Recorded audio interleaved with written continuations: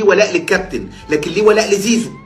يدي زيزو 10 اضعاف رامي ربيعه، لكن ما يديش رامي ربيعه الكابتن اللي هو عايزه، عشان دي كوره ومفيش عاطفه.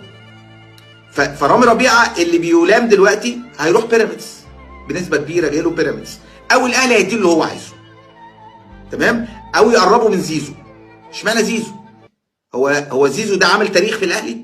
هو زيزو ده مش كان لعيب مش دولي، لعيب على قده بياخد ضربات جزاء تمثيل، لكن النهارده الكل بيدافع عن زيزو لانه اصبح، لان المصلحه بتحكم بكده. خلاص ده بقى لعيب في النادي الاهلي، اما كان لعيب في الزمالك هنقطعه، هنقلل منه، لعيب على قده، لعيب مش دولي، لعيب بيمثل، بياخد ضربات جزاء، كل اهدافه ضربات جزاء، هداف من ضربات جزاء، هداف من الاوفر، من الكورنر، اسيستات.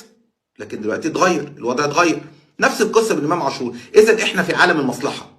فانت النهارده انت كاهلي جامد على الزمالك عشان انت معاك فلوس واستقرار، والناس مفهمين كل الدنيا ان مثلا لو لعيب في الاهلي زي حسين الشحات سب وشتم هياخد ماتشين، لو لعيب في الزمالك سب الرموز هياخد 12 زي امام، لو لعيب زي كهربا خرج عن النص هيتوقف 12 ماتش، بس مش هيتوقف، الزمالك هو اللي هينسحب وهيتوقف من كاس النخبه اللي بعديه وتطبق عليه اللائحه.